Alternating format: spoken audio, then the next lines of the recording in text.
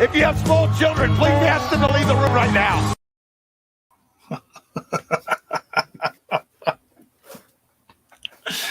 Welcome to the After Dark, or the After Show, or the After Party, or whatever you want to call this little soiree that we're doing tonight post Impact Wrestling. So, this is just kind of a free-for-all. For those of you that don't know, we do this once in a while throughout the month for our Patreons, but we're doing this for everyone because, like I said, tonight is all for the kids. So we've had some lovely donations tonight from our regulars. But if anyone else is tuning in late tonight and is feeling generous, hey, we're not going to tell you you can't. You know, we're still keeping tabs, and we've made some great numbers tonight, but we could always do more. So if you want to tip for the kids tonight, by all means, we'll stay live, not all night, but for a while. We'll shoot the shiznit, and keep it. We'll try to keep it fun, That's what After Dark's all about. You guys got questions? We'll ask questions, like we usually do for like family dinner and stuff like that. So, hey, here's one right away. Paul Nelson, my favorite nephew. Papa doing good? Yeah, Papa's doing good. He's got his good days and bad days, but he's since coming out of the hospital, he's doing the best since coming out. So yeah, nice. He's getting stronger by the Papa day. Bone. Yeah, Papa Bone's doing all right. Thank you, Anna, with this super sticker. Let me take a look at this other tab over here. Shoot. After Dark. What is... Oh, it's a microphone. Check 1 2 1 2.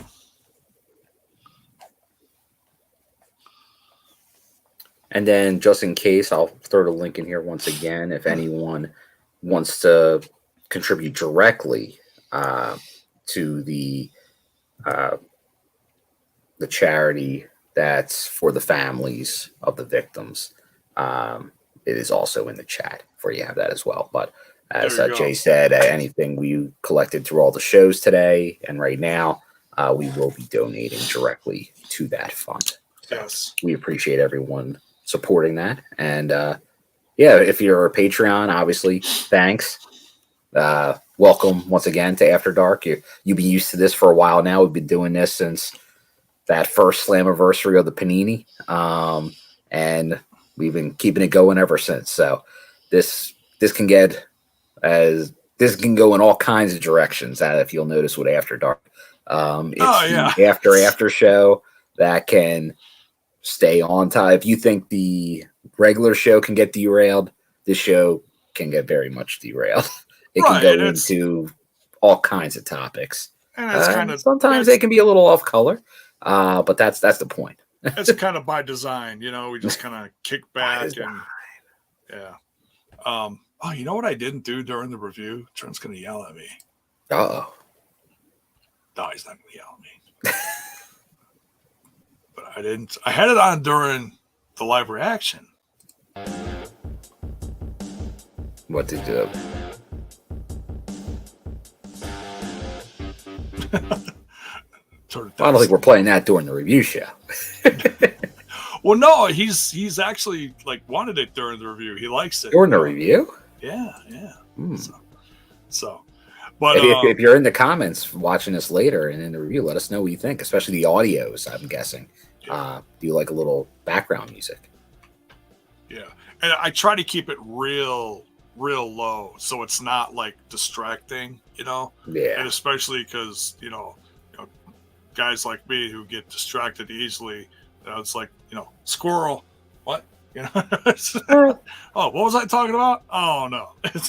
Don't forget, one of the themes for tonight's After Dark is TNI Dungeon After Dark. Oh jeez. Representing the dungeon tonight, Jabe. Oh, I'm not yet. Okay, well I'm representing a different dungeon. The snooze you lose with Freddy Krueger. How about very that nice, dungeon? Very nice. And then there's there's Rocky. What you doing, Rocky? He was asleep on the tower for the whole show. He was such a good boy. Hey, good cats. He's like, see, if I could do it, Valentino, so can you. All right. You know what? I'll go with the first question here because I briefly addressed this on the reaction show. And once again, we can talk Impact stuff. We can talk whatever you guys want. Critical Sting asked, nothing official, but thoughts on the GCW situation. And I did hear this, and I do have an opinion on it because for anyone that watches the reviews or any of the shows here knows I am a long-time GCW supporter. Been going to the shows for a long time, and I was going to these shows that as soon as they started having anything with fans, I was attending them. And I can vouch for myself that there were shows that I made sure to get tested, take the tests, to show that I was clear to be able to attend the shows and sent directly to the promoter, Brett Lauderdale.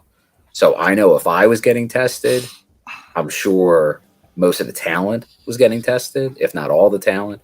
And I know from even hearing from talent that they were getting tested very regularly, like GCW, because there was other promotions running early, like GCW was, but I know not all those promotions were doing testing. GCW was one of the few that were early on. So I don't know from everything about the person that put this out there, but I know I guess they have a history of having some bad breakups in the business. So I don't know. Right now, if there's anything to it, it doesn't seem like what it is. So I would just take it a little bit with a grain of salt.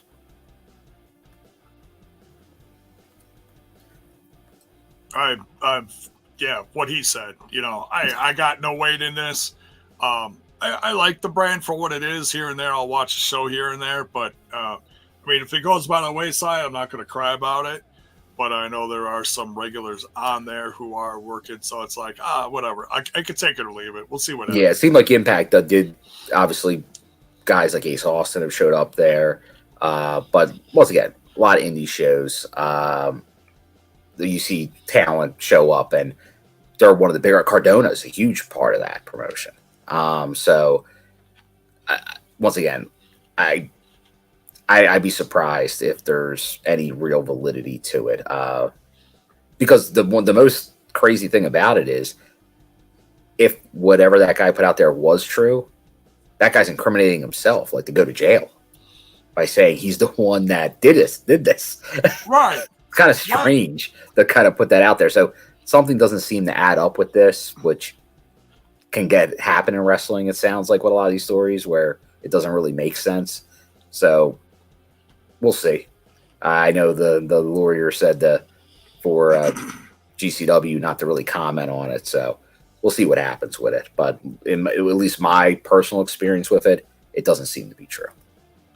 Yeah. At least not to what the kind of they were putting out there. So you're showing a bunch of screenshots, and and we've seen a lot of things with screenshots that may not always be true. So don't get me started. Now here's one more directed at you, J-Bone, from Ronan. Opinions on Killer Kross getting rejected by AEW when they said they didn't want Scarlett with him. Now I didn't hear this. Did this come out? Like, I guess that was they wouldn't take the package deal. Maybe I thought I heard something to the effect of that Kross wasn't sure how he was going to be represented if he was going to be out there solo. I don't understand why you wouldn't just keep him as a. I think they are a great team, no matter what you think of them. Yeah, other than Mexico, they haven't really showed back up on any. Because what he's been doing MLW, he did Control Your Narrative, but they were all as a solo. Now with Scarlett, correct? I don't think I think Scarlett has done like She did Wrestle Pro, but I don't think she's really done much with Kross, to my knowledge, other than Mexico. Well, and they got married too. Mm-hmm. They went up to Alaska. They showed the video of that. So, yeah. I don't really know how much is true about that or what exactly they were planning. It was supposed to be a spot where like Morrissey had, I guess, is what I read. I mean, I still like Kross. I think he's a great character. Just doesn't seem like anyone's really picking him up since, since he left the WWE, which I know it's kind of on them, I guess, considering what happened in the biz. We all know what happened in the biz. Yeah. So I don't know. I don't really have an opinion on it, Gotcha. I'm not going to sit here and act like I'm all upset for Kross, whatever. It's like, get your bookings, man. That's your life. Yeah, like I saw Kross last at the New Japan show that was in Philly not long ago. And like he's been showing up. I saw him on a handful of shows so far. I haven't seen him with Scarlett on any of these yet. But I know we kind of sort of mentioned on the main show with the whole Mia Yim, Keith Lee thing where everyone's like, oh, they got to be together. I think sometimes, especially recent wrestling, people think all these couples need to be together.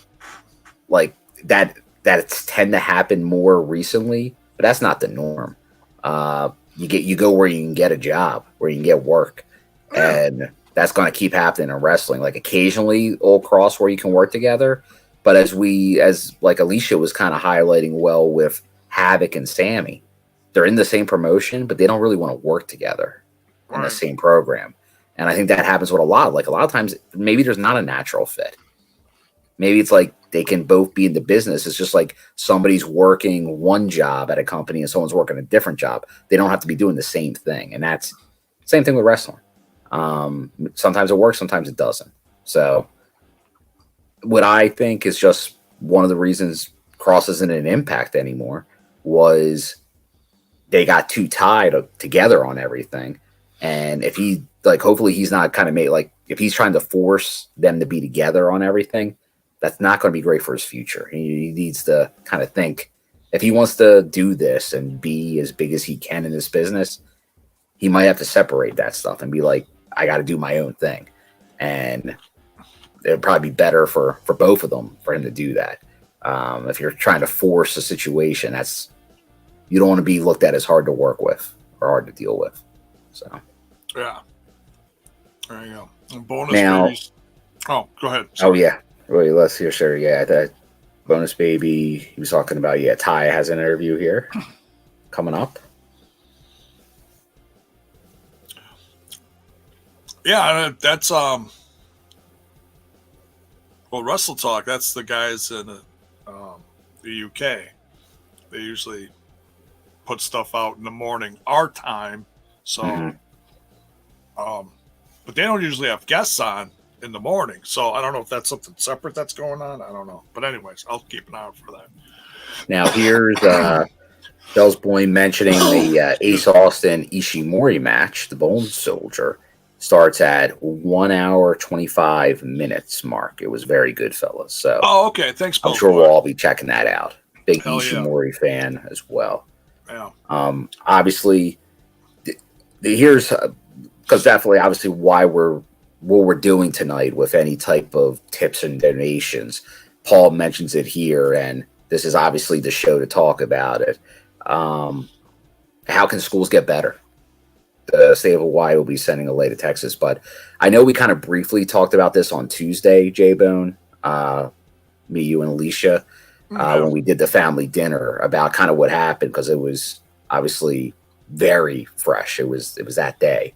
So I know this is like, I don't think this is really a political type opinion stuff we get at this time. I think this is just a safety.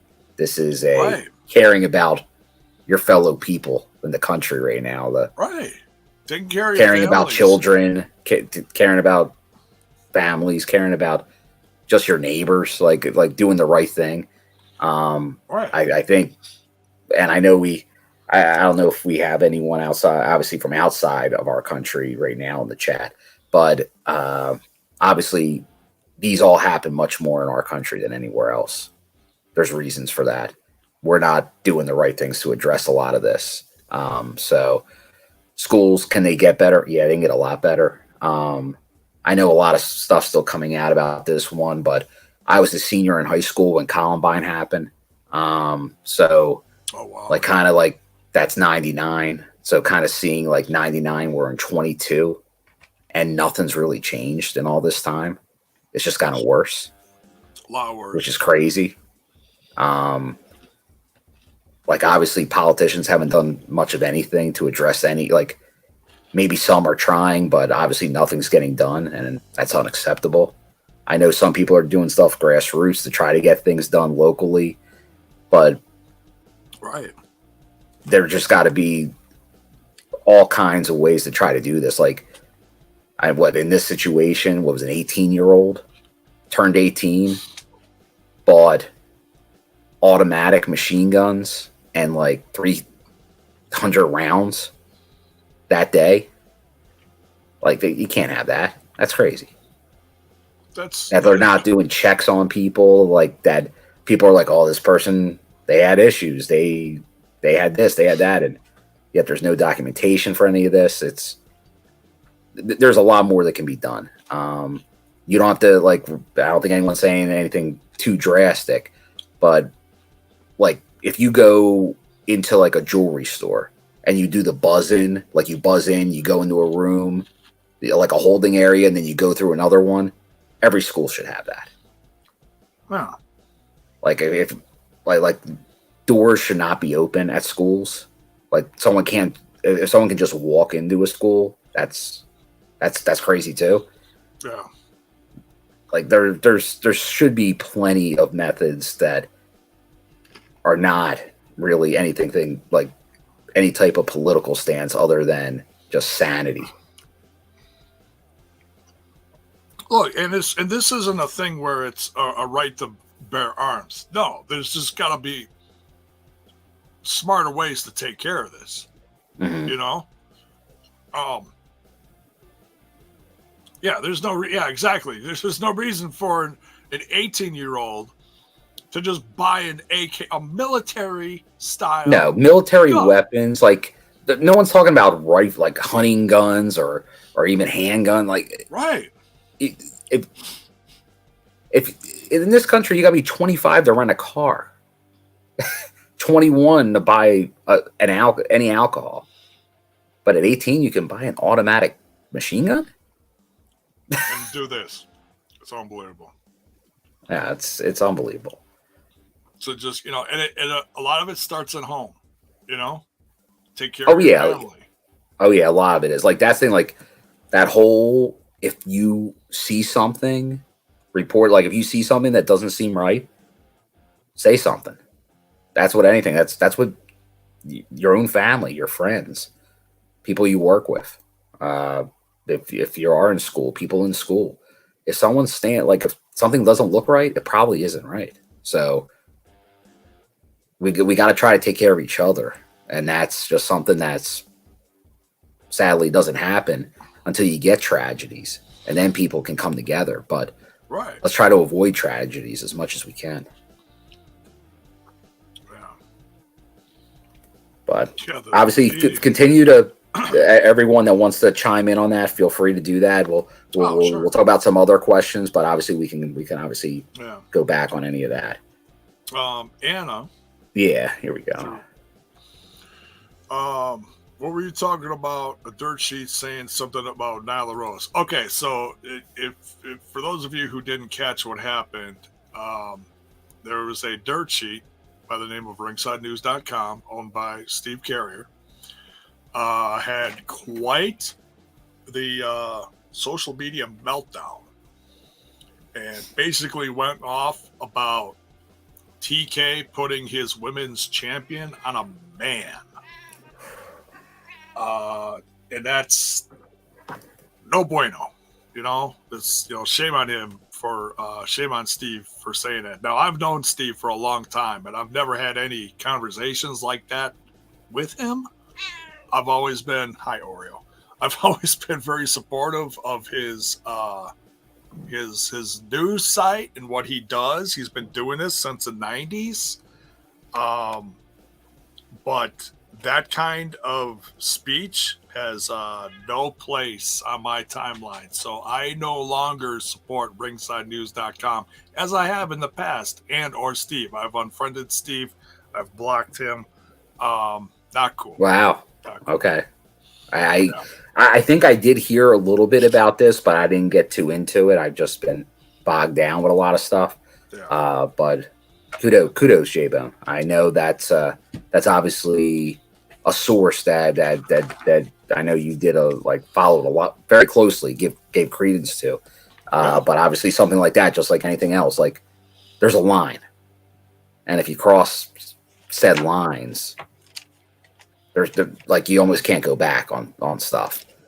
You really gotta show some contrition, and like I just messed up, like that. You gotta work your way back from stuff like that. So you don't like to see that. Sadly, that happened, but that's you don't like to hear that at all. But no, that's not. There's no place for. No, there's no place for that. But no. Big kudos to Justin. Who just did a super sticker. Thank you very much, Justin. Much appreciated. Super chat. Yeah, much love, everyone. Thank you so much, Justin. It's for like I said, I'll say it again. It's for the kids tonight.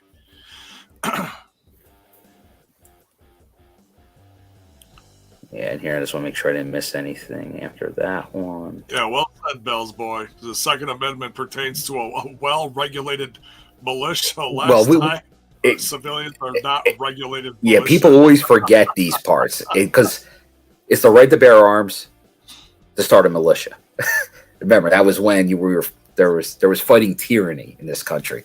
Hundreds of years ago. And they were talking about, and I know also mentioned here, it was talking about loading a gun that did take about 10 minutes to load between shots. Now you can fire 100 bullets in seconds. Very different. Very different. And I don't want to hear about slippery slopes. Like, you can do very common sense things. Like back in the 90s, they had the automatic weapon stuff. But people aren't even talking about even getting close to that. But I think based on age and stuff, there's many things that can be done. There's no doubt. And honestly, there's certain things, there's inflection points, and Sandy Hook felt like that. You're talking the youngest possible children out there having this happen, and there was nothing. There was no result. Nothing happened. There was like jokes of things that were told that were going to happen, and they couldn't even do that. So something better happened, because I think you can see there's a lot of things, a lot of movements. For all the things going on in this country, there's a lot of more social movements out there that react to things that I don't think are going to let, even though 10 years everyone was just fed up with stuff back then, there wasn't this. There's almost like an anger. There's a frustration right now that I just don't think we'll let it go, because I was in Florida for Impact tapings when the Pulse nightclub happened. I was blocks away when that happened, and you had stuff like that. But then you had the school down there. It's just the whole thing we were talking about the other day is you just can't become numb to this. You have to react the same way, because once people just go, "Oh, that's just what happens," that's the worst response. And it's not normal. You look at all these other countries, it's just not normal at all. It will never be normal. So hopefully something can change someday. But Let's get another comment up here. I think, was it Bell's Boy with the next one? Let's just take a look here. Oh, here we go. Let's get into a little music, J-Bone. Here we go. I want to hear your thoughts, gentlemen, on the deaths of Depeche Mode's Andrew Fletcher and then actor Ray Liotta, as well as Yes drummer Alan White. I know, I believe, Bell's Boy, you mentioned these all in the reaction. Now, Jay, you are the jacked up jukebox man, so I'll definitely let you take the lead here on the music. Very sad about Depeche Mode, and they've been touring a lot the last several years. With successfully, it honestly has become a bit of a bucket list band that I've wanted to check out. And I've listened to their music for years, on and off. I've always listened to hard rock, heavy metal ever since pre-high school and stuff. But I'm a sucker for some pop, some kind of pop music all throughout my life, and I Enjoy the Silence was huge when I was in high school, around the late 80s, early 90s, I believe. And I know some of their like mid 80s stuff. I think I've really come to love that a lot. And even some of their stuff that came out like in the last 10 years is real dark, and it's different. It's it's a different kind of music. If you like that kind of music, you know what I'm talking about. Like the synth pop dance kind of. But some of it was real. Some of the stuff in the 90s was real super dark when the lead singer, I can't think of the guy's name, Gon, I think his name, whatever his name was. The band went through some struggles and addictions, and the dark music really, really came out of them at that time. And it's all good stuff. But they all got cleaned up, and man, yeah, it's sad. I don't know what this means for the band. Sometimes something like this really shakes it up, and it David, there you go. Thank you. Thanks, guys. It's just very sad. Such a talented band, and obviously this keyboardist is such a critical part of this band's music. So what's to become of them, I don't know. But rest in peace. Ray Liotta, man, if you haven't watched, not everybody gets into like the classic gangster type of movies and stuff, but man, Goodfellas is such a good movie. That's such a good movie. That's first tier. Like when many people think Godfather 1 or 2 is top 5 movie ever. Goodfellas is right there. And honestly, for the next generation, it probably is more fitting for them to probably put that maybe even higher, because it just felt like that was the next generation's Godfather. But if you're into that kind of movies, it's very quotable, just like Godfather, like a lot of scenes throughout. And obviously, Ray Liotta, he's the star of Godfellas. He's the main character, Henry Hill, and he does the narration for that movie. So he's speaking through it while also being the lead actor. Goodfellas. So it's I couldn't think of any other huge ones off the top of my head. Randy comes up with a good one here. Copland. Yeah, Copland. Yeah, that's the one I said earlier. That was the other one that I think, once again, another star-studded cast. But it was, I thought, and it's a unique role he was in. He played smaller parts in some other movies that are obviously Field of Dreams, Shoeless Joe. But I thought he had a good role in Smoking Aces. but he's a guy that's done a lot of work over the years, lots of movies. Very good actor, and only 67. So that's definitely sad to hear. Like, you figure still many more years of him doing movies. But yeah, definitely lost someone that I think just a lot of people so familiar with these ones. So it kind of surprises you when you see someone that you're so familiar with their work in some type of art form, and then they're gone. But luckily you have that to watch and remember. Yeah. So yeah, watch some Goodfellas this weekend, or yeah, if you haven't seen it, it's definitely worth a watch. That's a cultural. Wild Hogs. People talk about more. Wild Hogs. Jeez. Wild Hogs. Let's make sure I didn't miss anything here. Oh, Critical Sting at the bottom here says, in positive news, have you noticed that Impact is in one company with no ongoing drama for once? WWE, Sasha. Hi, Oreo. New Japan, Kota Ibushi, AEW, MJF's contract, alleged backstage. Oh yeah, I mean every company is going to have a little drama. That's just the world of wrestling. That's the way the world turns. But the excuse me, the overall sentiment that I get from the locker room when people are doing interviews,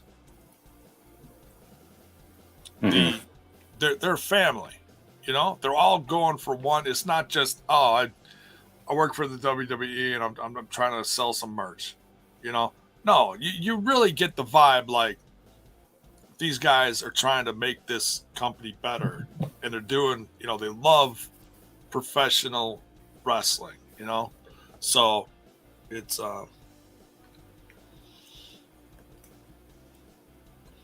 yeah, and that's I know there's all kinds of crazy stories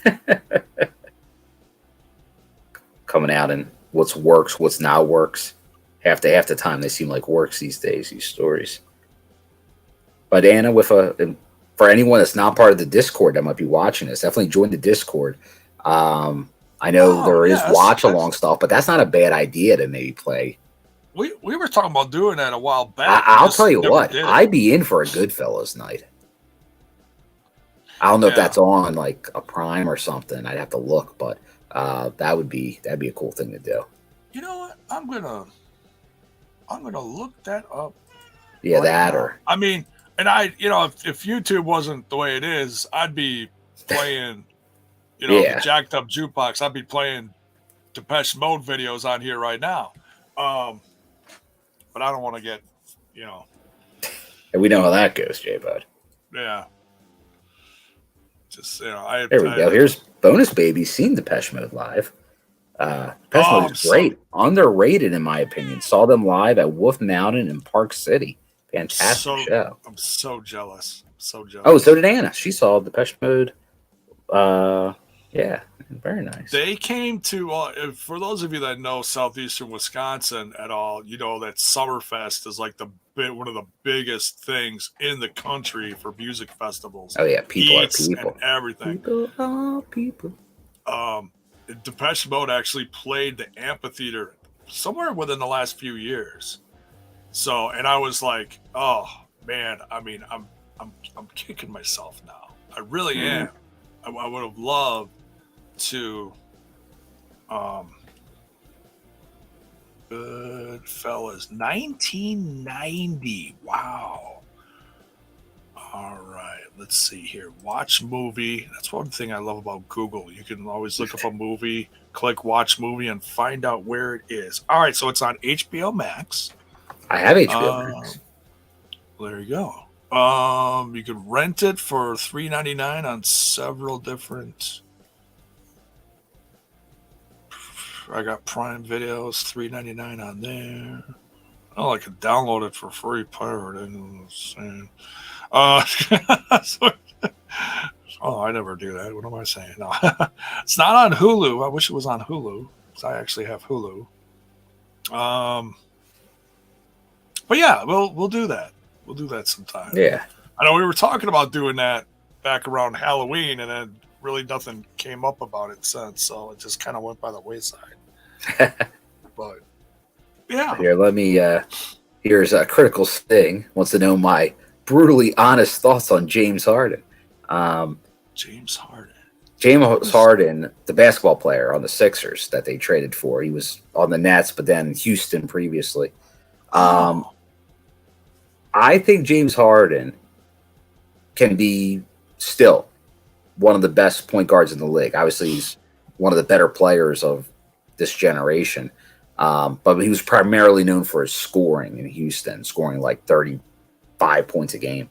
Can he still do that when needed? Yes, but I don't think that's the game he wants to play anymore. And I don't think that's what the team really needs from him.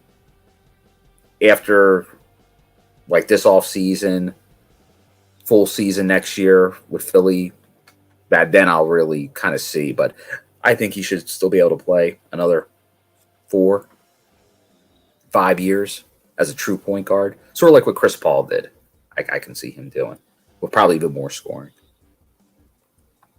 But that's my opinions on James Harden. Was that your professional podcast? My professional podcasting opinion on James Harden. Right. Let's see. I mean, we got a question for the Bone Man here. I'm listening. Hold on. There it is. Bell's Boy. Question for J-Bone. Do you feel Kyle O'Reilly will face Darby Allin at Double or Nothing? They don't have matches, and it kind of makes sense. It's not a bad idea. Neither one is like holding a title. It's because right now Darby Allin's just kind of out there. He's not really in a title hunt, or the TNT title hunt. Still obviously very popular. Sting apparently is banged up or something. I heard the other day. I don't know. Because right now the card's pretty full. Yeah, I think I did hear some kind of rumbling that it seems like there will be another match added, but I didn't hear really what it was. But supposedly they were going to add another match. They always throw like I don't know, some kind of some kind of something. Yeah.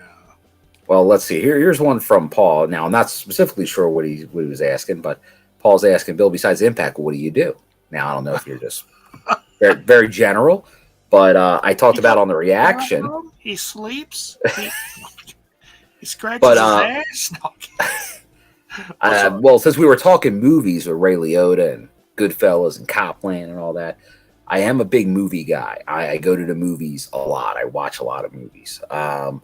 So I was saying during the reaction, like I just saw the new Top Gun, and I will give that very high praise. Like not an Oscar winner, but effects are awesome. Summer popcorn, fun time at the movies, which you don't get a lot of, which I wish there was more of. Even when there's a good movie, it's not usually something like this. But I very high recommendations, recommended. But yeah, there's something I do a lot. I got the AMC, like the watch 3 movies a week club. I was part of the Movie Pass when that was $10 a month to do unlimited movies, and I was a super user of that. Just keep going to the movies. But other things too. But there's that. Any more specifics? Let me know. There you go. Let's see. I think we got some more questions in here. Let's see. Oh, no, wait. That's the one we already saw. It's the one right here underneath. There we go. From Randy. What are your thoughts on Impact's new theme? Do you like it? And also, who are some people you'd like to see Impact get signed? Because there was, obviously, the We Own the Night was not the focus. Now, I don't know if that's just because of the TNA theming, and We Own the Night will be back once they're done. But I know we were hearing earlier, I think Sting pointed out that Eric Tompkins was saying they're going to do different theming going into Slammiversary each week. So are we going to hear different songs each week? or is this a song we're going to hear with these new themes every week? Or that I'm not sure of. I'd have to go back and actually Yeah, someone was asking who the theme was. If we don't know all those details yet, we can probably figure that out. But right now, we do not. Be like, Shazam, what's this song? Yeah, right. And it's usually just something that they license from somewhere. Mm-hmm. But, is it even... let me just look this up real quick and see if it's on...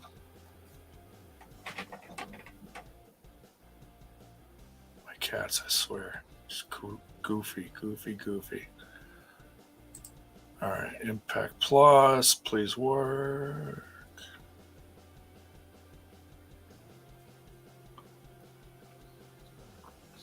Impact. Is this tonight's? May 26th. Yes. All right, I'm going to play the start of this. What? Shush! All right, we got the cold open.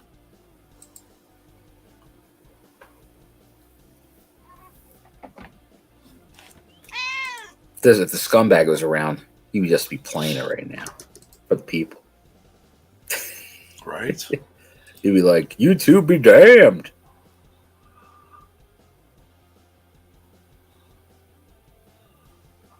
Oh yeah, we've done that. It's like, oh, we'll just play at this size of the. Watch out, J-Bone. Yeah, we're not doing that. Yeah. Cold open, still playing. Fast forward a little bit here.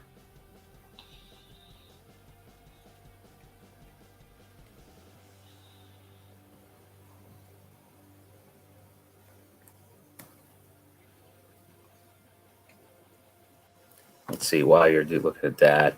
But I like that. I did like the theme. I know kind of what was said on the show was the only thing. And I like We Own the Night, but can it get too much because it gets used a lot during an episode? Oh, that's a really old one.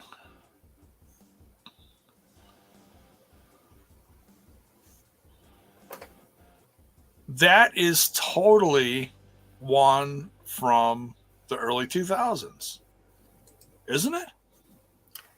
I'd have to look back and see. I know it said they put it on Twitter, but I'm not sure what kind of details. It sounded familiar, but it's totally one of their oldest ones that they had back when they were in the asylum. Critical Stig. If they play the Cross the Line peak TNA theme next week, I may fade. Cross the line. That's the good stuff. Yeah, this new theme isn't a new theme at all. It's and any new names that are out there, J-Bone, or names that have been out there you still want to see signed? We're getting an invasion. Good thing this is good thing it's after dark. Yes. But it's from everyone. I'm not going on camera, guys. I'm literally in bed. So ooh. Not that kind of after. They got to pay more than $3 for that after dark. Yeah, well, this one is a freebie for everyone, so you'd really be showing the world. Oh, Jesus! You guys are giving away after darks for free. Well, we're trying to raise money for the kids tonight. We've done well tonight. I'll just say really we've awesome. done well tonight. Yeah. I'll even plug this. The T-shirts, Pro Wrestling Tees has the sale going on. The Memorial Day sale for 20% off. We're gonna donate any shirt sold. We'll donate whatever profits we get off of that. So that mix, everybody. Yep. Yeah. We've been telling everyone that. Yep. Yeah. We've had super chats, bits, tips, all sorts of stuff tonight. So that's great. That's great. We have a wonderful audience. We said it's all going to the kids. So yeah, there's a couple charities already going, which is a good thing. I'm sure there'll be more popping up. There might be an official central one, but the one that broke my heart today was the teacher who was killed. Her husband, a heart attack today, and he passed now. Oh, that's what people people never look at this stuff where not only is there all that horror, like the horrible, like the deaths there, but then everybody affected by this, like through things like this, through health, because you have these tragedies, people don't even think of eating. Like there's just, they don't take care, but then you have, obviously, people will get depressed, and who could come of that? And then you have all these children that are going to be traumatized by this, and who knows what effect, like there's possibly a family for a generation that's obviously now going to be affected, a whole town for a generation. No, that's a great point, Bill. Without a doubt. I mean, this is long lasting shit. I mean, this is stuff that's not, you don't just shake this. I mean, these kids are going to be adults, and they're going to grow up, and this is going to be with them. And I can't imagine. I think like maybe it was near like a last year or two, like after one of these, I think someone did a special, and it was like a lot of the kids from Columbine now, like giving interviews. Wow. And it was like, you could still see the effect. Like they're kind of telling what they do now or what they went through. And like, and it just seems like it just gets worse every time. Like the effects that this has on people.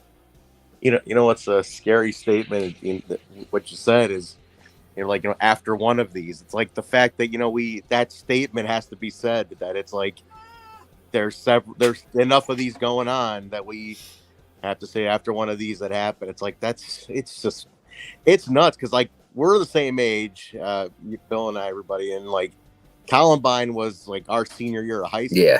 Right. And that was, that's the first one I remember. And we were of that age, and like, that's the one that, this is pre-internet or social media really. But that one spread the way that one spread around. My school, I don't know about yours, Bill, my school the next day was, metal detectored up immediately after that. It was nuts. Yeah, it was like some did, like some talked about it, and there was some, like, obviously it changed the rest of that year. But then it's like, sadly, what you hear is like this stuff, then it cools down. It's like people that enacted stuff early had them, but then if they didn't do anything, they said, all right, we're not going to do anything until the next thing happens. And I was talking about it with J-Bone earlier. It was like when Sandy Hook happened, and if that didn't change everything, you're like, well, anything change anything. But now it seems like, even though people were upset and saddened by it and wanted things different and changed, and it didn't happen, it does feel a little different right now. And I don't know if it's just everything, if it's just the state of the world. But it does feel like people are really, and I don't know if it's just how many children this time. And like, it's almost like you hear the brutality of it all. And it's like, the more that comes out, it's like all the stories today that, like, they were in there like an hour before going in. I think it's just, it's getting, like, people they're not going to take it anymore. It feels like the network scene, they're mad as hell and they're not going to take it anymore. It's like, you got to protect the kids now. You got to protect people. This is the only country this happens in. It's insane to me, man. I was reading something today. One of the accounts I follow is called A Wrestling and Story, and great account on Instagram. If anybody's ever interested in wrestling history, he's probably the number one account for that kind of stuff. And he's real good about stuff. But anyway, he posted something today. Just he'll put some stuff in between his history stories, and he's like, you can't even. He's like, there's a looming thought that we all have now, going to any kind of public events. This has happened at concerts and festivals. Yeah, the Vegas years ago. Yeah, churches. There's security measures in arenas and stuff, but not. Think about this.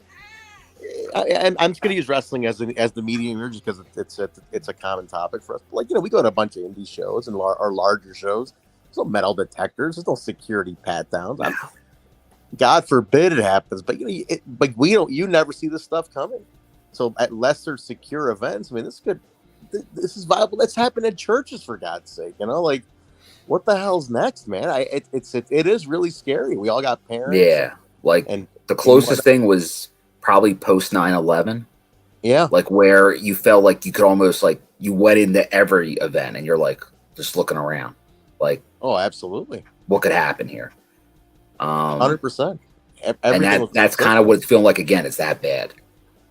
Yeah, it's very sad. It's very. I mean, Jay, right by you in Waukesha. You know, we don't forget that. That just happened over by you. You know, around Christmas time. Like, I mean, this is sad stuff, man. The Waukesha one that sticks with me because I'm thinking it's a Christmas parade. You know, who the hell was thinking anything could happen there? Unbelievable. Yeah. You know? Yeah, it's amazing the amount of like people have like driven into things like that's been a big thing that's happened.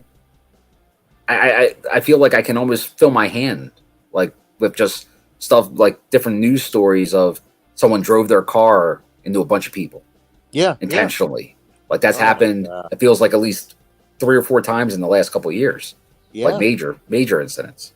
Jeez. It's sad, man. I can't even wrap my head around. No, and just another, let's put it back out there, everybody. Yeah, like we said, any TNI merch sold, any super stickers, anything you want to put onto the channel over this weekend here, we're gonna donate to the families out there. So so far tonight we've raised over $60. I just want to thank everyone. Thank you guys. Incredible. We have I'm saying this all the time, but we truly do have an amazing community, and you guys proved that tonight.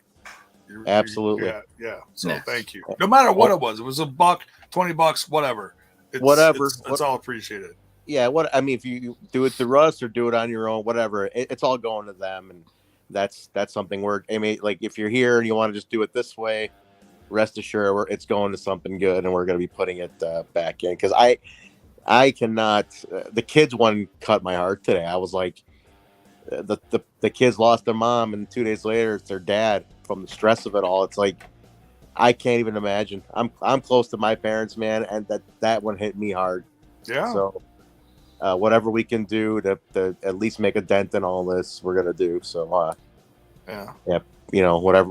Like I said, any shirts that are sold, we're gonna get the Saban section shirt up the next couple days as well. Probably over the weekend, I'll sit down and get that one up. The one we did I get that designed to you? Yeah, you did. We'll get it up. Okay. We'll get it on Pro Wrestling Tees. So hopefully that can be up pretty quickly. But in any case, that was pretty fun too. By the way, I want to just take a sidebar second to thank those guys who joined us on Throwback. We completed Throwback. Big thanks to those. If anybody who missed it, we completed all 111 episodes, and we had a couple guys who were there for pretty much all 111 of them. So if you missed that, go back and check. Yeah, it was fun. It was a lot of fun to do that. Always be very proud of covering that. Yeah. It's not every single one was like amazing, but it was still fun to talk about it. There's a couple stinkers in there, but the time I appreciated it so much because the time in wrestling is so relative to what's going on right now, where there's so many free agents and you don't know if someone's going to show up at this show or this company or whatever tonight or whatever. So yeah, it's the whole series had that feel to it. It was a lot of fun. I gotta say, to me personally, and I know, there's feelings. I was looking at the date today, and today's 26 years from Scott Hall's jump to Nitro, and what's pretty much started everything as we know it. And I was looking at that, but I think about it. We all have our moments as kids with like the feel good stuff, with the WWF and WCW and whatnot, but. We're Impact and TNA centric here, obviously, and we're day one kind of guys.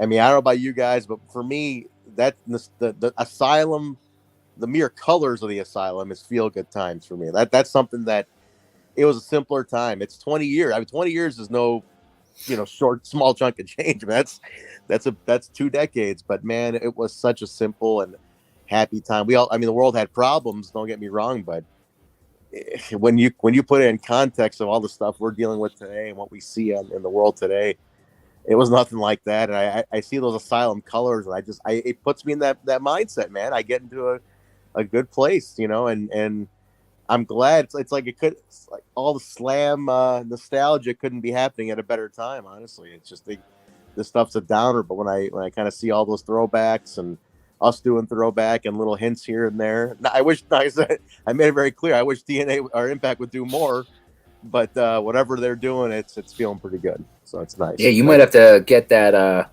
Shop Impact shirt that has like the 20 years of DVD covers. No way.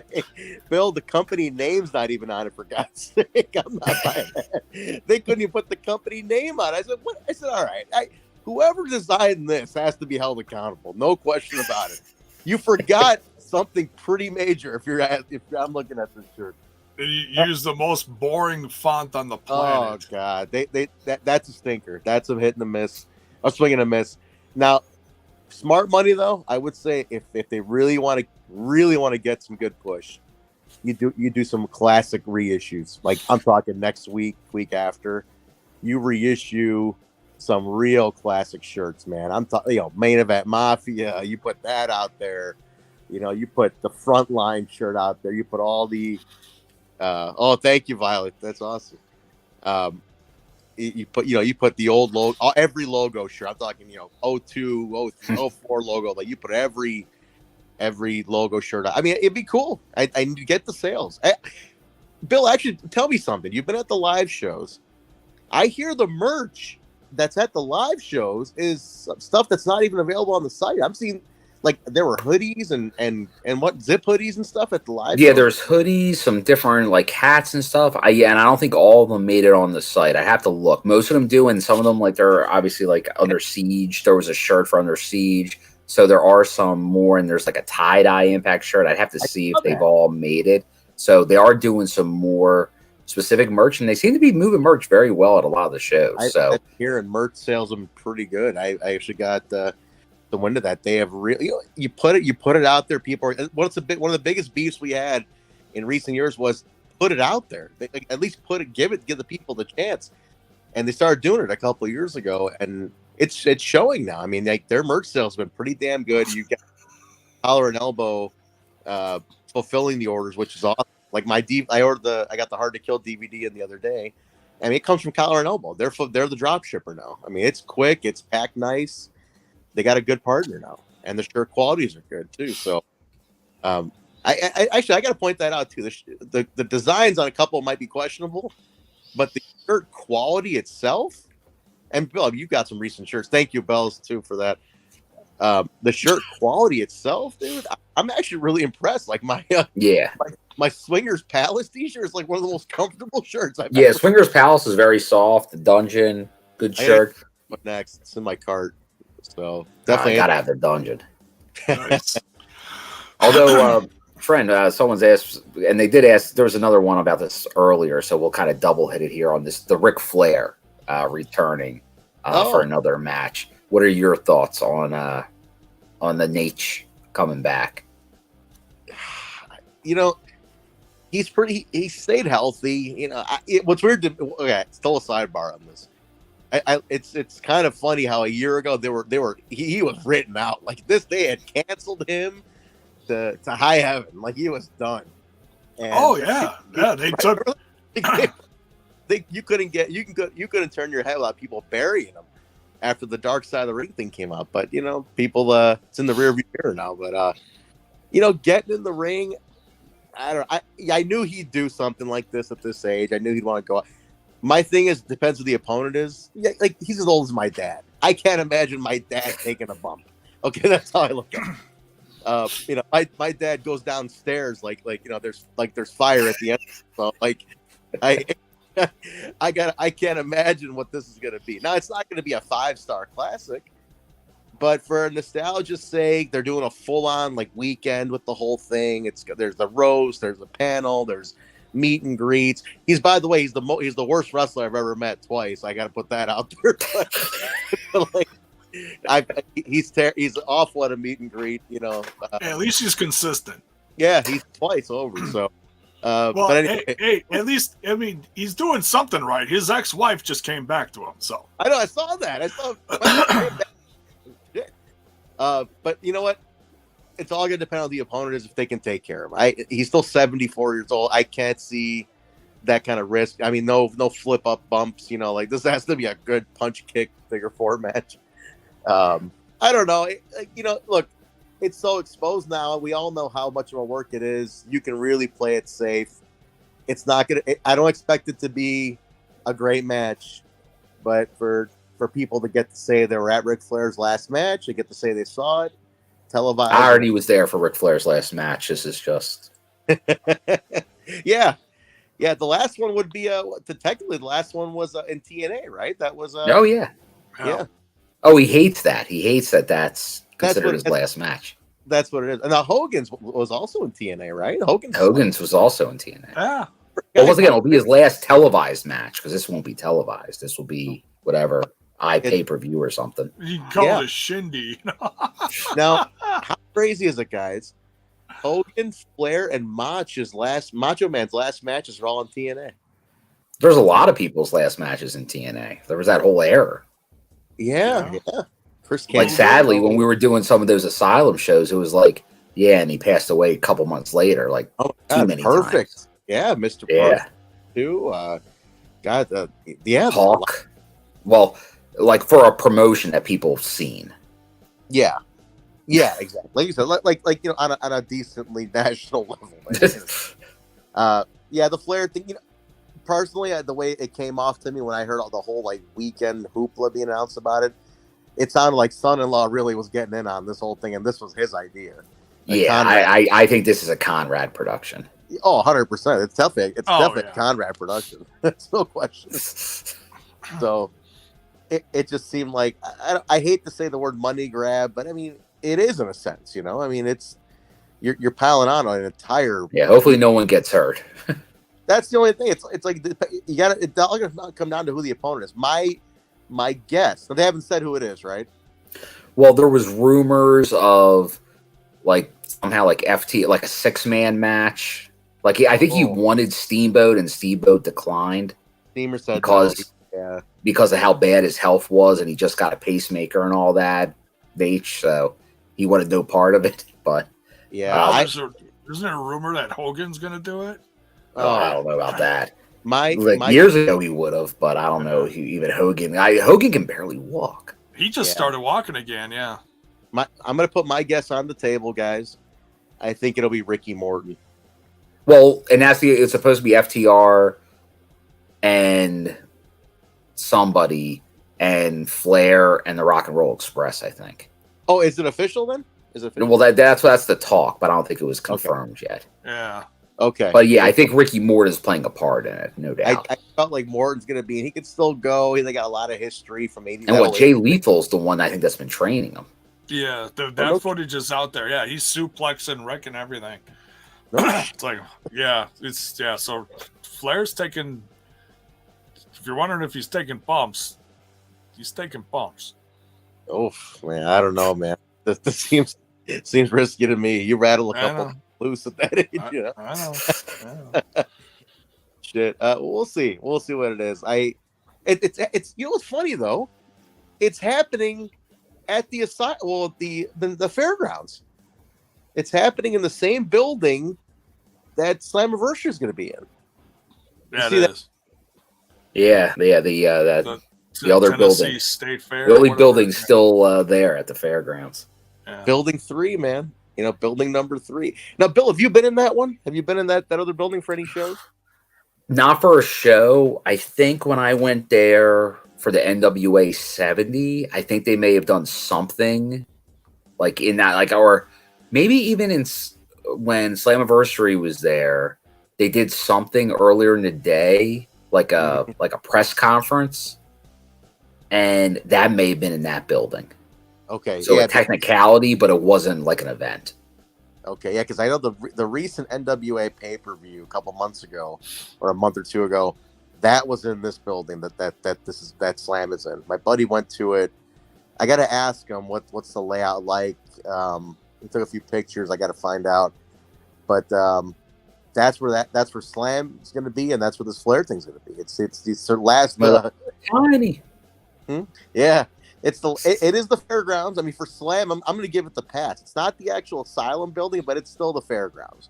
It's the fairgrounds. I'm going to consider it fair play on them going back to home on that one.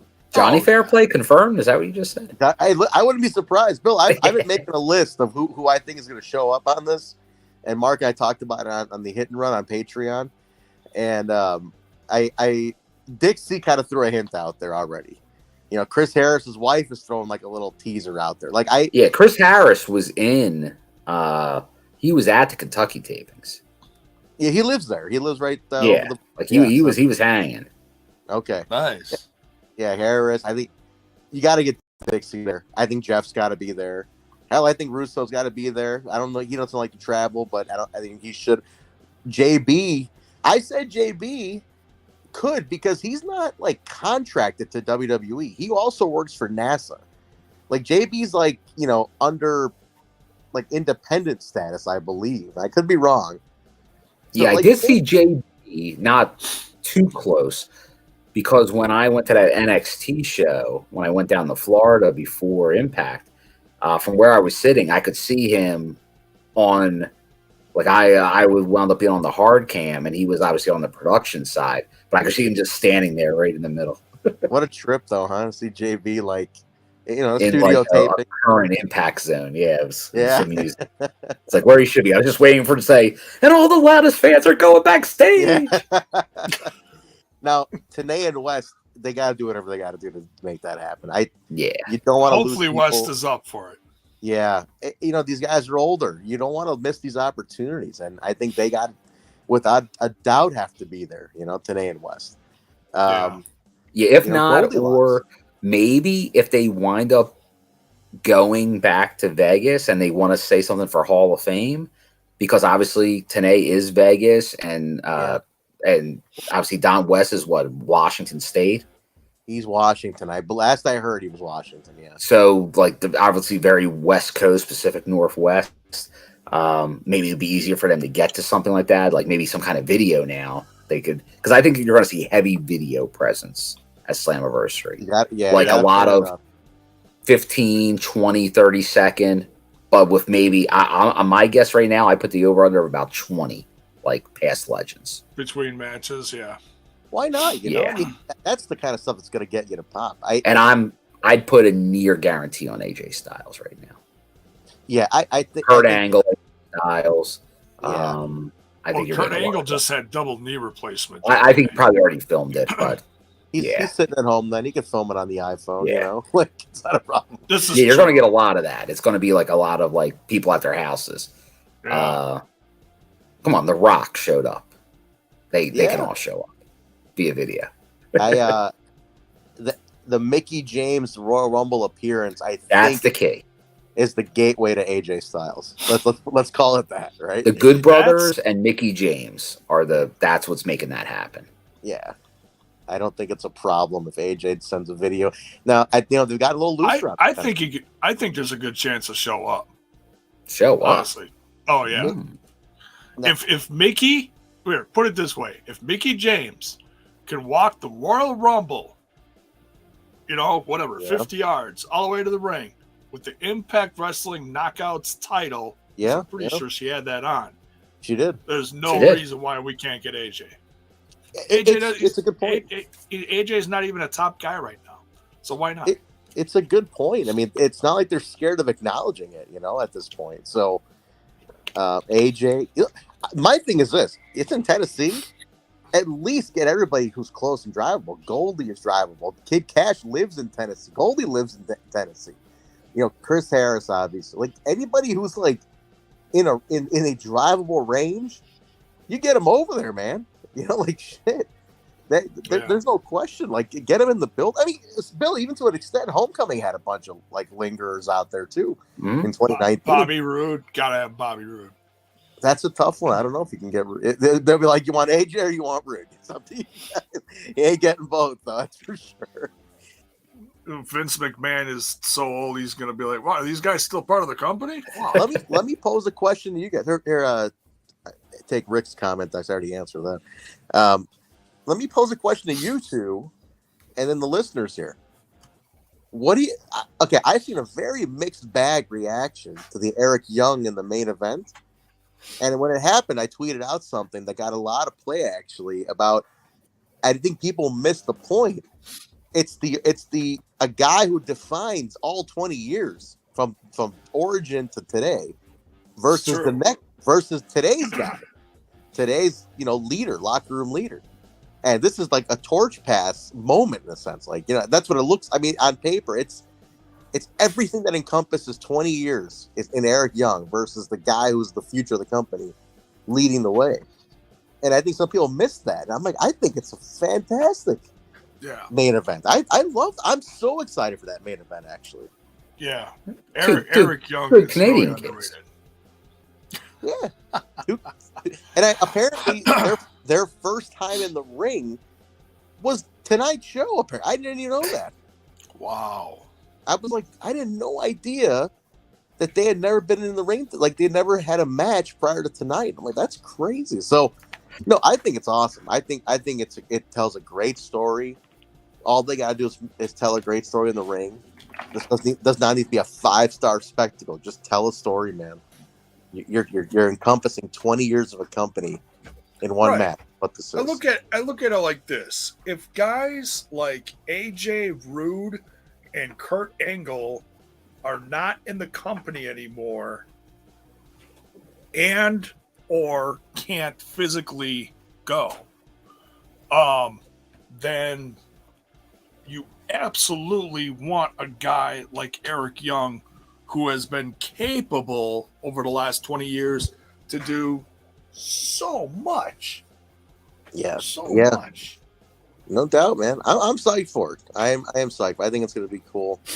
There's a couple matches been so far. I think the knockouts and also the tags got announced tonight. That'll be interesting. So I'm also tripping out at the back. The Briscoes are going to be on Slammiversary. That just blows me away too. Oh, dude, I'm so happy they're part of Impact Wrestling. I am too. I've been a fan of them for like the last 10 years, and because that's when I really started watching Ring of Honor. I know they go back a lot further than that, but damn, yeah, they're so much fun to watch. They just bring another level of like legitimacy to the tag division. They really do. Yeah, it's awesome, man. I like to think they got these belts on their resume too. I mean, that's a cool thing. So, great dudes, man. Really cool guy. Really fun to watch in the ring too. I'm really hyped that they're going to be at a Slammiversary and they're part of the company. So, they're officially signed, I believe, right? They got a 1 year. They I don't think Impact's actually announced, but they don't usually announce a lot of stuff. But it seems like they are. It seems like they are. They're only doing Impact bookings for the most part right now. Okay, which is good. I that's it focuses them, and I mean Impact's busy now. So and a few. Well, they're like doing the one on the East Coast, Amazing Reds company, Glory, House of Glory. They're the tag champs there. Yeah, you got your flexibility to do your indies when you're not at Impact. So that's one of the good things about it. But I think back to what Bischoff said a couple of weeks ago, like, oh, it's not a touring brand. It's like, dude, you've been watching, like this is they're on the road like 10, 12 days a month now. It's nuts. Wait, who said they're not a touring brand? Bischoff was he was doing an interview or his podcast, and he was talking about like just different companies out there, and he was offering critique on AEW. Then he got to Impact, and he basically was like, "Well, there's a non-factor. They're not even a touring brand at this point. So are they even really a legitimate wrestling company?" It's like, dude, they're on the fucking road like 2 weeks out of the month. Like they're constantly at another city. There's house shows. There's specials. There's a lot going on. I mean, the only difference is, even AEW doesn't have exclusivity on a lot of guys. It's like that the only company with exclusivity is WWE, and that's it. But Impact's a touring brand. I mean, they got TV, they got national TV, they got touring. What else do you need? What else considers it a legitimized brand? Like that's it. Now they're doing more than they've done in. You're talking 10 years ago? More? Probably like 12 to 13 years ago.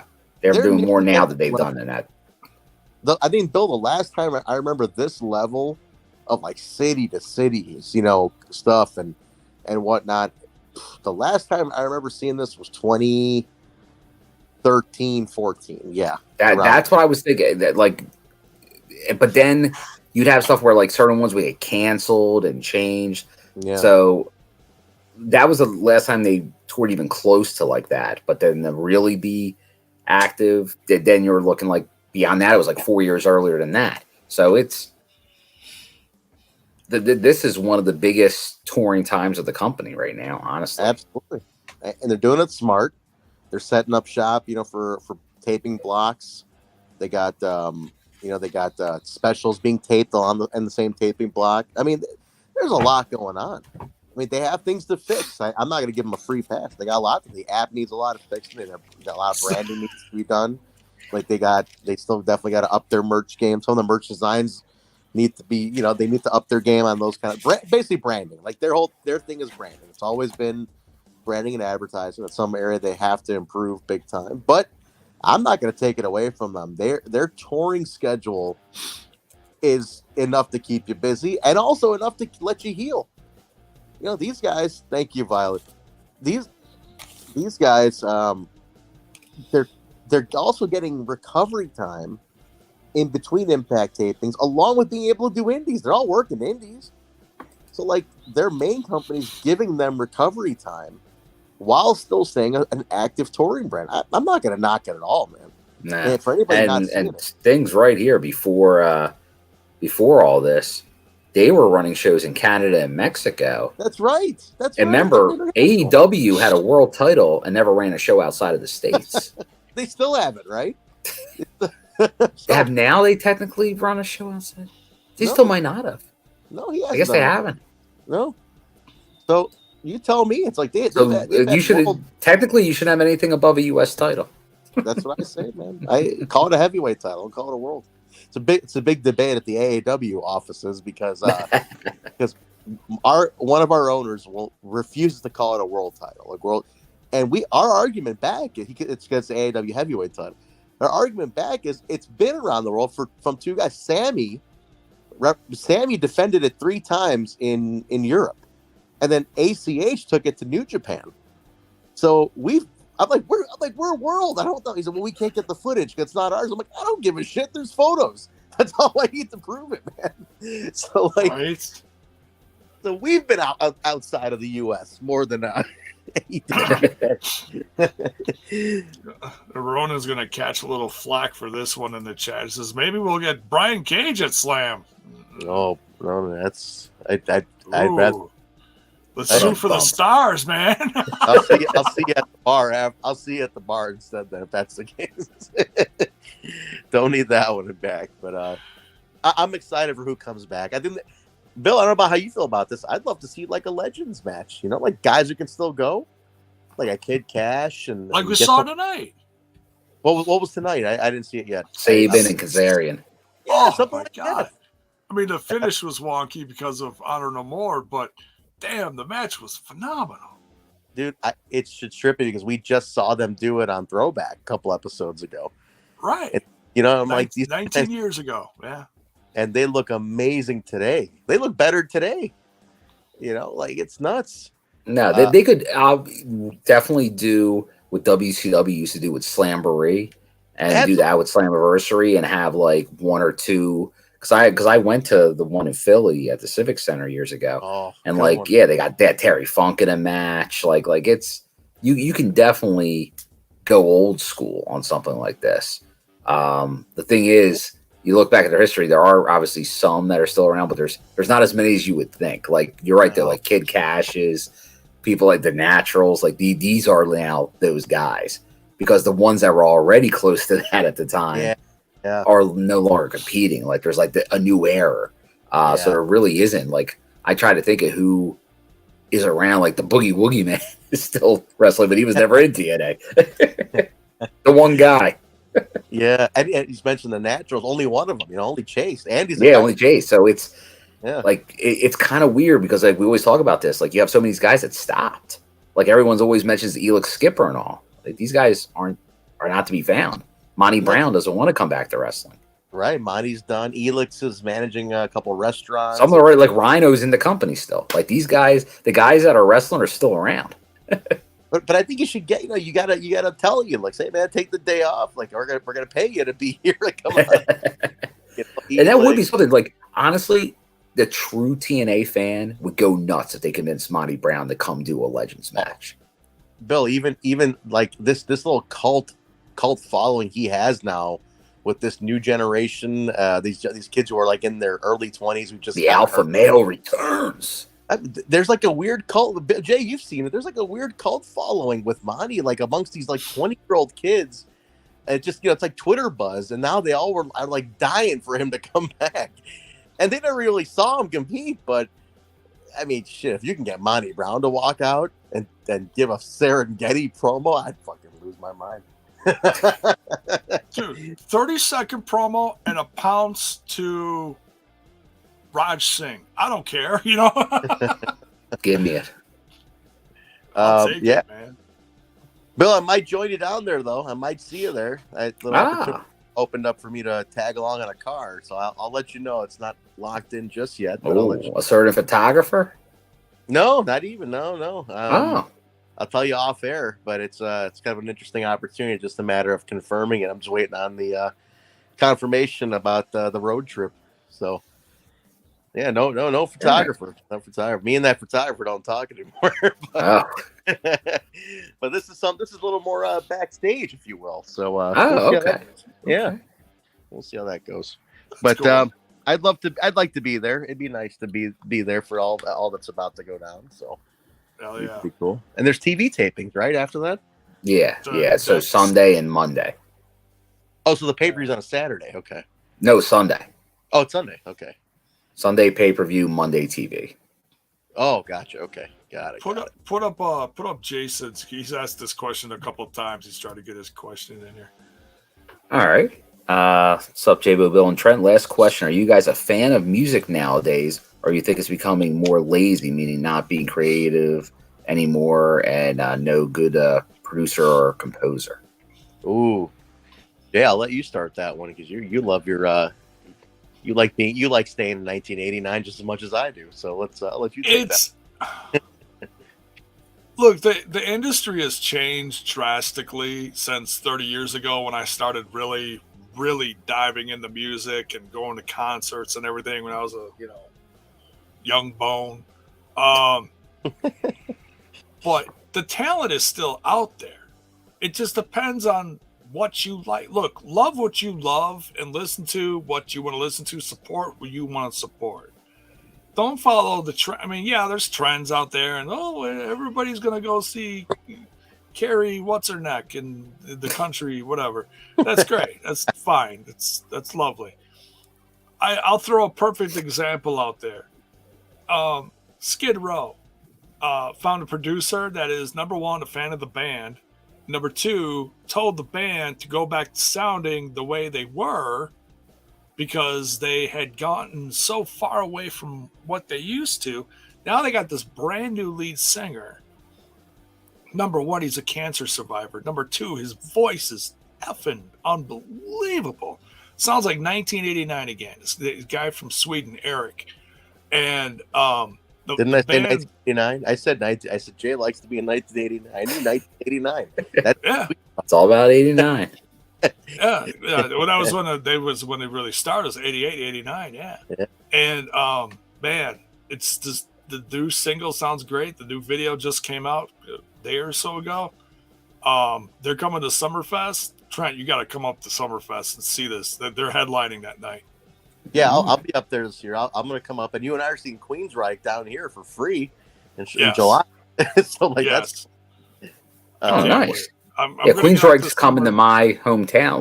Not my hometown, but where I live, to play in the park. So I'll probably check that out as well.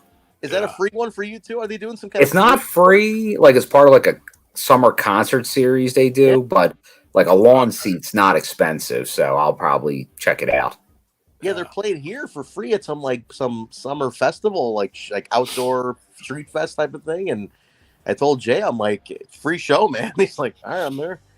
Well, because they're coming to a club just south of where I live, between here and the Chicago border or Illinois border, and the tickets are like $50, and they're playing a little club for $50. I'm like, no, you guys sound great, but no, sorry, no, I don't think so. And Jason, to answer your question, I like the old stuff. I really don't listen to a lot of new stuff. It's funny though, like I'm a rock, hard, heavy metal, classic rock type of guy, so all my stuff's rooted in everything pre-95 at the latest. but the new stuff I do like is like newer reggae. Like I'm really on this reggae kick lately. I'm into like this newer reggae lately, and I love the Police too. No, not even Police, man. There's bands like Soja and Modest Yahoo and Stick Figure. It's like this weird new breed of reggae that really has caught my ear. But that's only newer stuff that really gets me, man. But I'm an old school guy, man. I just listen to old stuff. I think that things are very overproduced nowadays to the point where you don't even know what. Auto-tune. I can even tell you from my own experience. I mean, cutting albums with modern producers, with Hemi, I've seen it. I've seen what they do to our album. I've seen my own producer do stuff to our. I'm like, I didn't fucking. Wait a minute, who played that? Oh, that was played. Like, where did that come from? It's like we'll listen to the album now. It's like, where did that fucking? Wait a minute, what the? So like they do a lot of stuff, man. I mean, it's very, very enhanced. It's point and click. You lose that raw feel of what rock and roll is a lot of times, but a lot of stuff sounds overproduced. Like for example, the new Fozzy sounds incredible, but you can tell it's very overproduced. But if you like that, you like it. I actually dig the new Fozzy a lot. I want to answer this one real quick. Anna says, J-Bone, where can you get the Skid Row CD? You can pre-order the brand new one. It's coming out in October, so you got a little wait. But you can order it. You can order it on their site. You can order it through Amazon. You can pre-save it on Spotify. It's just go to their website. There's options. I'm surprised they released the single so early, and it's like 5 months out on that album. That's crazy. It just shows that these guys are putting a lot of stock in this new singer. They couldn't wait, and the tour happened right to coincide with it too, because they opened up for the Scorpions in Vegas. Nice. And so they're like, oh, we're playing in front of 5K people a night, or whatever the number was in those that where they played, 7,000 people. Let's get a new single out there so we can really get this while it's hot. So the band is tight. They sound incredible. They've got a new. So it's like they usually use this religiously, but it's they're like reborn again. It's a lot of fire. Very cool. Yeah, I love Skid Row, man. That's gonna be fun. It's gonna be real fun to hear. We were talking about the music. I'll put this up there because we were talking earlier about the death of Ray Liotta. Sadly, from obviously Goodfellas, Field of Dreams, all that. But now asking about movies. Do you think movies are not the same anymore when we grew up as kids? Do you think Hollywood's gotten lazy? Just like music. Because I was also saying earlier, I just saw the new Top Gun. And I had a really good time. I thought it was really good. The flight scenes were probably the best I've seen. Because it's real. It's not CGI. No, they're actually flying. Really? Oh, that's he does cool. all. Yeah. Tom Cruise, love him or hate him as an actor. I'll give. Yeah, there's actually like the Blue Angels or whatever, like flying these planes, and like they're filming from them. It's crazy. Oh, that's cool. That's really cool. Oh, and like the stunts that he does for the hell is that? Mission Impossible, the new one. The trailer just came out. He's on a motorcycle. He's got a parachute. Still, a good practical effect is always better than CGI. Like all the Marvel and stuff. Like some like that stuff can be good, but you just talk about overproduced. Action movies are so over CGI'd. It's not even funny. Oh yeah, and extra fire, explosions, smoke, whatever. But Tom Cruise goes off the cliff. Everyone's asking, "Oh, that was a Tom Cruise that went off that cliff on the motorcycle," and the director or producer or someone on social media is like, yes, that was Tom Cruise. He does his stunts. Yeah. So, yeah. Props to him, man. But there still could be good movies. It's just like that was like, okay, that was a throwback. That felt like it was like the 90s. And I know there's like a new Jurassic Park movie. Maybe that will feel the same way. They're bringing Goldblum and company back. But do they have to rehash these storylines? Yeah. Do they have to do sequels? Yeah. Occasionally, like Jordan Peele's been doing original horror movies. Yes. So like there are some stuff out there that's different. But not a ton. Like when you see it, you're like, wow, that's impressive, because it's few and far between. Absolutely. Yeah. It's they've got a bit lazy, no question about it. Hollywood's they're milking franchises for every drop they can get out of them nowadays, just because they're like, man, at least we got a home base to start from on some of these. But yeah, the original stuff out there, I feel like you said, Bill, you made a good point. Horror movies are still pumping some originals that are not bad. Like they got some deep concepts here and there coming up. Same with the fantasy and kids stuff. I think has been really nice and progressive. But the regular old action drama, like they're scraping nostalgia barrels right now, and I think it's. I hope they get some better writing going on to come up with because you need more, man. You need more out there, and it's starting to come back. I mean, Hollywood's definitely starting again. I mean, like I said, in the horror and children's especially, I'm seeing a lot of original ideas. Yeah. So somebody's out there creating some new shit. You know what I mean? So you just tap them for the other stuff at least. I'm putting a link in the chat for Anna because it looks like she's trying to. Okay. And real quick, I want to remind everybody again, any super stickers, T-shirts bought from Pro Wrestling Tees, guys, we're donating everything to to a charity that's funding the tragedy in Texas, the families or anything. So anything you guys want to give, please, anybody who has given already, thank you again. Yeah, we raised about $70 tonight, give or take a little bit. Thank you so much. Not bad. That's very cool for night one, guys. So we're gonna run through the weekend. That's not that sales going on Pro Wrestling Tees. Total transparency. We don't make a ton on those shirts or anything, right? But whatever we do make, we're gonna put it back in. So take a look and see what you guys want to do. And the great thing about one thing that YouTube has done that's positive is, you get like live stuff all the time and say, oh, I missed the show, I didn't get a chance to donate. You replay this and look at the bottom and all the links and the likes and the dislikes and the share and the whatever. There is a thanks button down there now, it's just like the super chat or super stickers where you can donate that way too after the fact. So yeah, it's great. It's one nice thing that YouTube did. So even if you're not live, you're watching a replay. The show is signed up for it. I signed my channel up for it too, Smash. So if you're watching late because of a YouTube algorithm that shelved the show, the fiasco of last week was bananas. Real quick, so everybody can hear this. Last week, these guys, they did the post show fine. It posts, and immediately it's hit with a copyright strike, and it's been taken down. We're like, what the hell happened? And so naturally, Jay and I, we're like, okay, somebody's, some haters are reporting, they're hitting the report button. Someone got us. So we're thinking, okay, it takes more than one. We're like, did a group of them just start hating all this stuff, and what's going on? And we're kind of freaking out because they took down the review, but they left the watch along, and then UK got taken down, a UK show.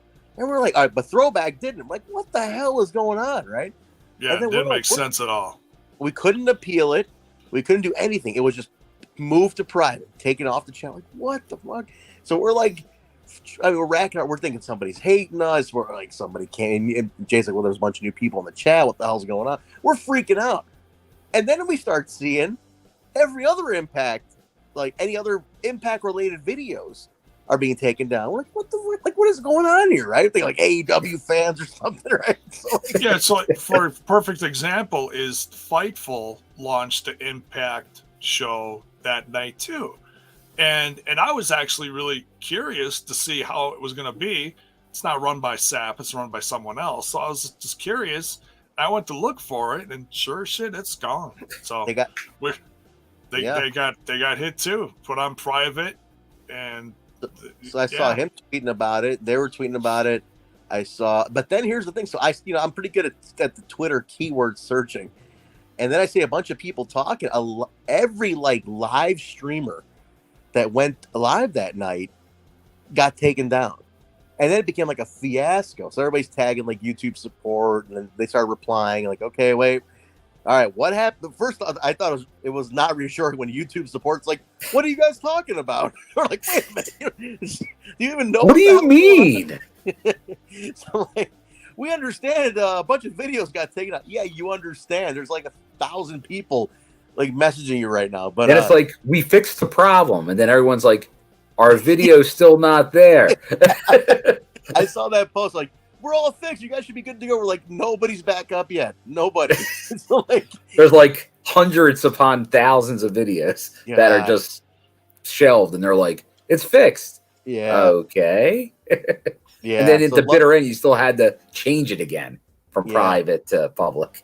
Right. It was so weird. So it went back up in a day, maybe 30 hours or so, and it got back up. It was back up. 2 days, yeah. Yeah, back up and out there. But it was what a fiasco. I mean, obviously you lose some momentum on that. A bunch of our listeners were asking us what happened to it. What's funny though is, so UK came back and they're the UK show exploded after the fact. Right, so it was UK goes live on Wednesdays. They do a breakdown of last week and a preview of the current, but theirs was restored on Friday or Saturday, and their numbers doubled. And there was wait, what happened? Everybody was I'm gonna watch the. They're they would have changed days. Yeah. I was gonna recommend those guys. Maybe you guys want to go to weekends. Clearly, people look for you guys on a Saturday. So. Yeah, whatever it was. And then the live reaction blew up too. It's got hundreds of more views, 700 views or something. I was like, whoa, wait a minute, that's crazy stuff.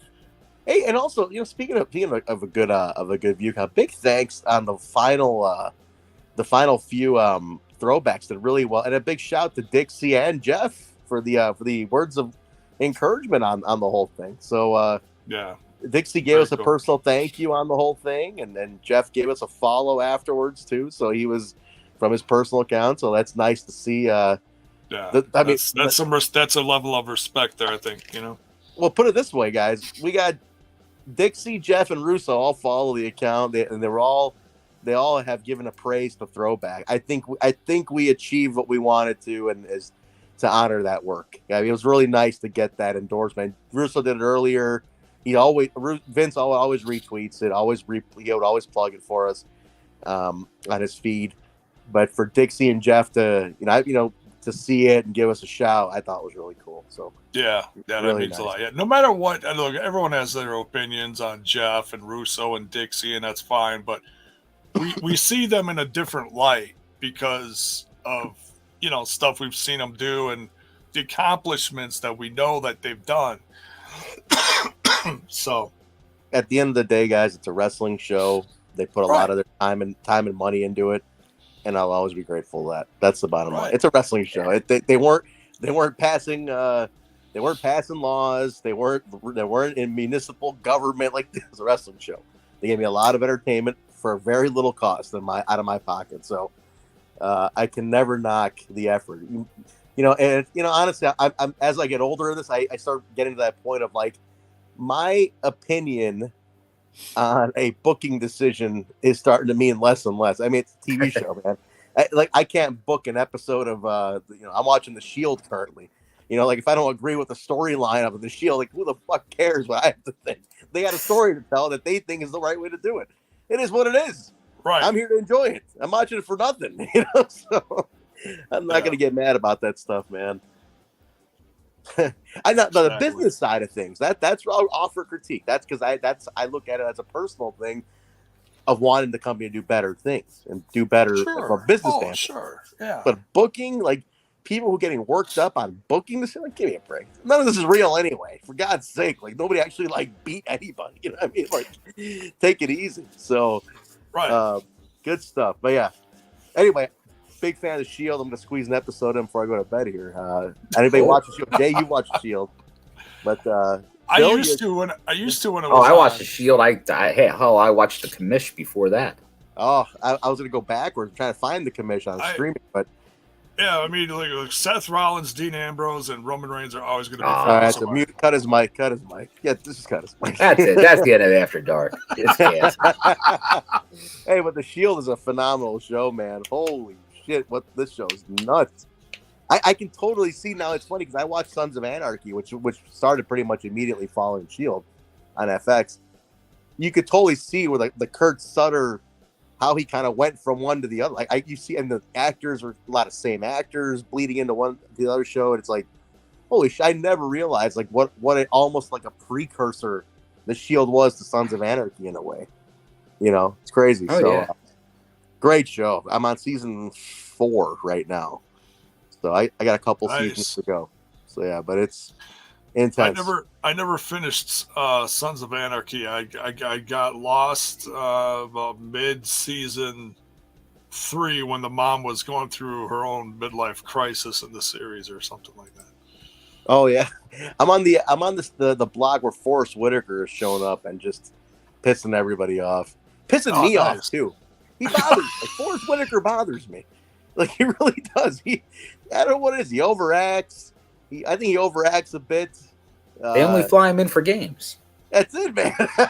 That's it. I think he overdoes it a little bit. I don't know what it is with Forrest Whitaker. It just doesn't sit well with me ever.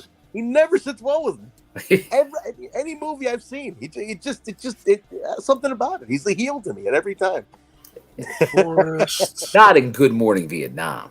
Even a Good Morning Vietnam. Oh, come on. I love me some Forrest Whitaker. I don't remember him being in the Shield, but then again, I don't remember a lot of things. So, and obviously, he's fantastic in Fast Times. Oh my God, he is in Fast Times. Jeez, I forget how long he's been around, man. Jesus Christ. No, still a heel to me. Still bothers me. I mean, okay, how about this later Forrest Whitaker? All right, there you go. 2000s Forrest Whitaker is like on some weird level that I can't connect. Yeah, like he was good at like Panic Room, like that. But then he won an Oscar for The Last King of Scotland, and then like it seems like after that, which wasn't overly. I felt like he had to go all out type role. Yeah. And then that kind of was like, hey, I won an Oscar. Now it's what I. Honestly, that happened to Cuba Gooding Jr. too. The same thing. You're right. I was just thinking the same thing. Like Jerry Maguire, over the top. But that was the character, and then he kind of went over the top with everything after that. Yeah. They kind of lost that baseline of base level of what really made the low key. Yeah. Just this really, I can the Shield, Force, dude, the overacting is like ridiculous. Like, come on, man. What are we doing over here? Like this isn't Shakespeare, for God's sake. You know, this is the fucking Shield. It's ridiculous. So anyway, I'm gonna cut out. You guys can wrap it up. I've been on way longer than I thought I would, but this was fun. I do love After Dark for this reason, because it's a pop culture type of show. We talk about everything on this. But I mean, wish you guys a good weekend, a long weekend. Everybody's off Monday, I'm assuming, so that's gonna be nice. There you go. Jay, I might be in your neck of the woods Saturday, like in the old Six Flags area. So I'll give you a buzz if it works out. It works out. Oh hell yeah, dude! Yeah, just come on up. We'll do lunch or something. Cracker Barrel's a calling. Bill, whoa, say hello. There you go. Get a chicken and dumplings from Cracker Barrel with us. Steak time.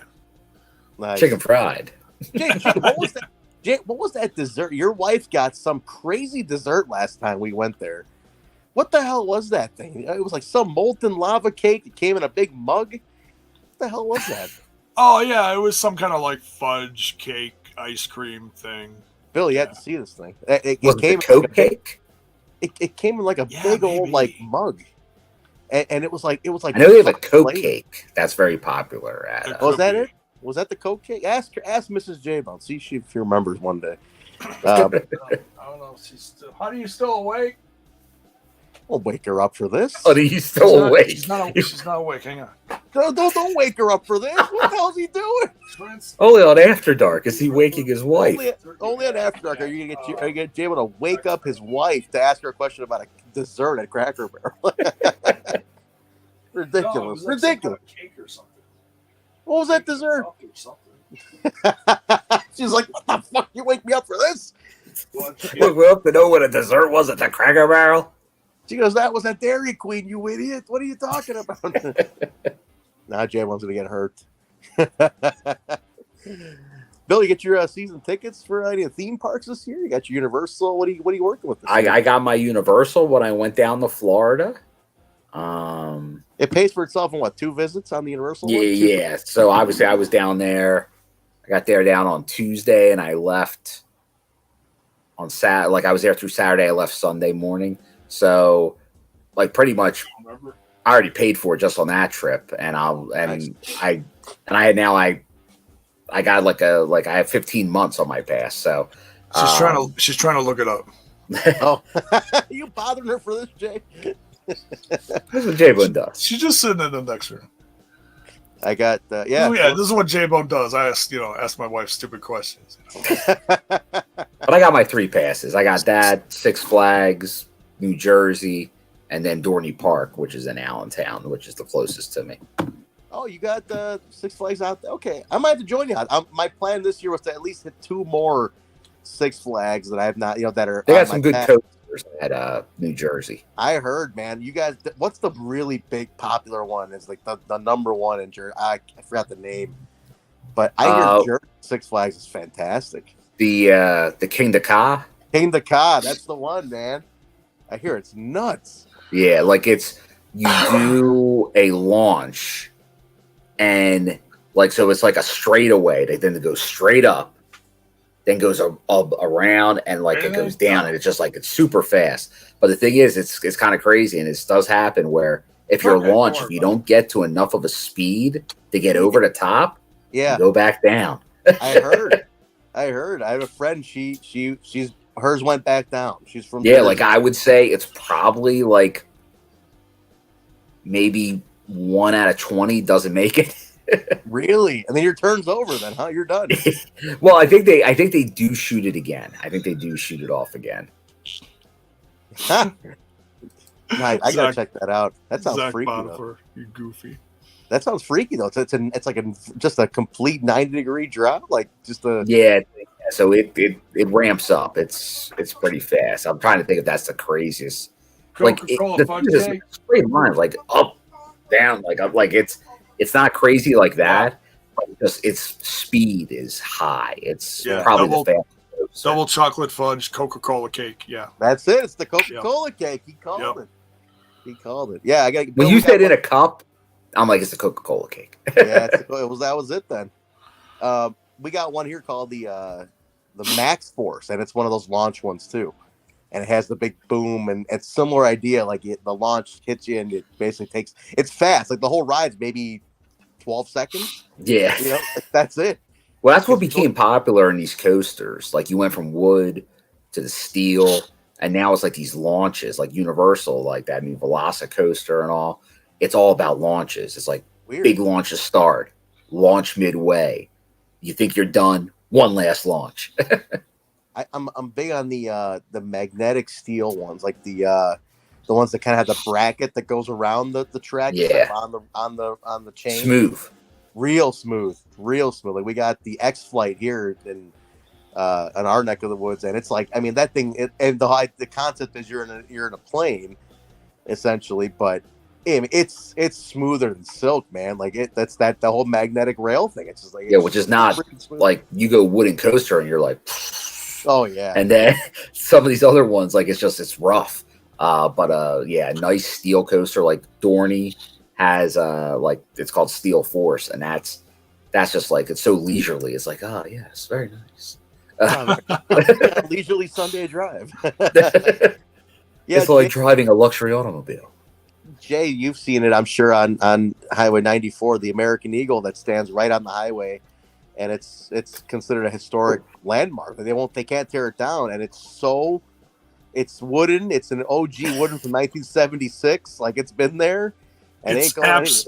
It's absolutely terrifying. It's one of the scariest. It's so creepy because there's no loop-de-loops. It's just it's just a rickety old wooden coaster. I'm sure they've reinforced the shit out of it over the years, but it's absolutely terrifying. It's like you go around these turns, and you just hold it on, and it shakes you like. Yeah. It's like, oh my god. That's exactly what it is. That's it. He's not lying. Like there's a spiral series of like 3 turns because I mean it's a giant wooden coaster. I mean this is like an epic thing to look at. Yeah. I mean, that's why they won't tear it down. I mean, it's one of the most historic coasters of all time. And then they do like the dual rail and the 2 cars race. I mean, it goes backwards, like all sorts of shit. But that spiral come down that you're just talking about, Jay, like is one of the craziest things I've ever been on. Like not a single loop. It is so rickety. You're like, holy shit, man! Like, what is going on with me right now? It's not smooth like the Demon or the Wizard. No. The best coaster I ever went on though was that Bull. What's that Raging Bull? My number one. Raging Bull. That's my favorite. I can't do coasters. I got a fused back. I don't dare go on a coaster. But back when I did, that was my favorite. Man, that's insane. That thing's just like holding you in around the waist, and so from here on up is all just waving in the breeze, just woo. Bill, I'm going to tell you, if you have a Six Flags pass that gets you in other parks, the Raging Bull is worth a trip to Chicago alone. I'll put it out there. Like, it's a classic. That one is awesome. Come here. All right, I might have to check it out. And since I know you like theme parks, I don't know if you've seen it.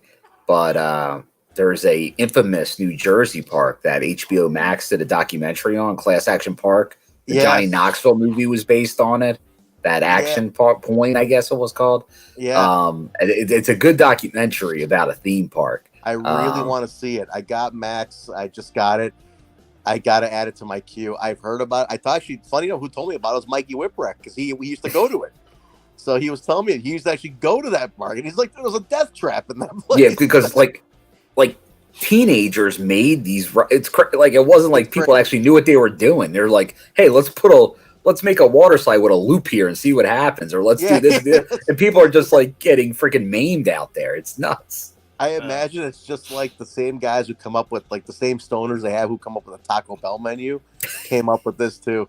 Like if we put a fucking taco inside of a burrito and then wrap that shit in a fucking like chalupa and then fried it.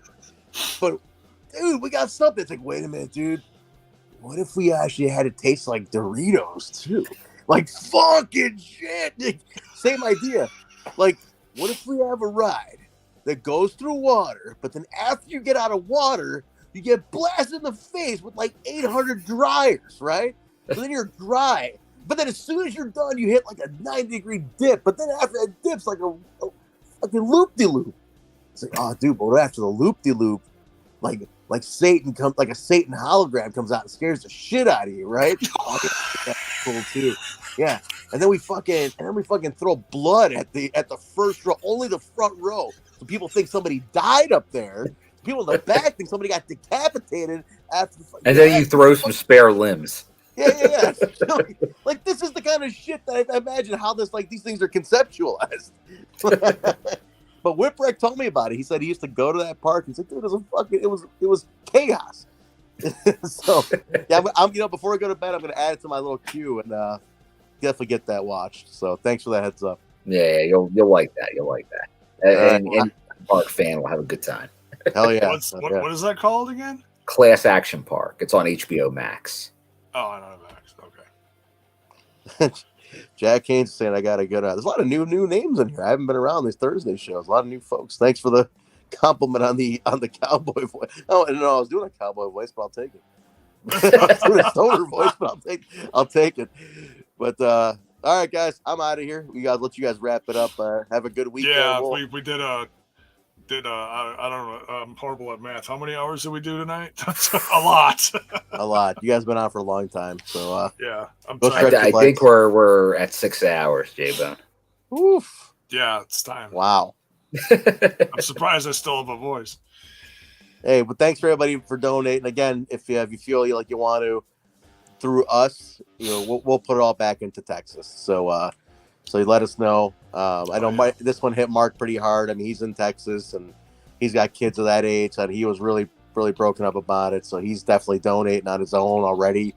So we all decided we're going to do this for the kids and the families and whatnot. Yeah. So if you guys have a chance, put it out there. Let's all help one another on this thing. Yeah, just hug your loved ones. We just can't say it enough. Yeah, but all right, I'm gonna bounce out. You guys close it up. I'll talk to you two in our chat, tomorrow or so. But everybody else, have a great night. Thanks for having me on. Thanks for coming in, Trent. Thanks. I will say this. If this was Patreon After Dark, you would have gotten Trent in bed video. But this is free. You're not going to be in bed. That's what happens. All right, I'm going to go watch some Shield and go to bed and pass out. But, guys, I will talk to you later. All right. Take care, later, Trent. Bud. Later, guys. Later, bud. Well, I didn't know he was a Roman Reigns fan, too. That's pretty cool. Oh, sorry. All right. And on that note, we're going to get out of here. Thank you, everyone, for your generosity tonight. And, Anna, we don't want to know if you're At this point, if you're on the East Coast, you better be in bed unless you're right. Me. Yeah. Behave yourself. So thank you. We love you guys. I say this all the time, that our audience is the best. We appreciate you guys, and you guys proved it tonight. You came through for us. It's what we wanted to do. It's what we wanted to accomplish. And like I said, it's all for the kids. So love you, and we'll see you next week. Hope you all have a tremendous weekend. I might be doing something on Smash this weekend. I don't know what. Might do the AEW stuff. We'll see. But nonetheless, take care, everyone. Stay safe.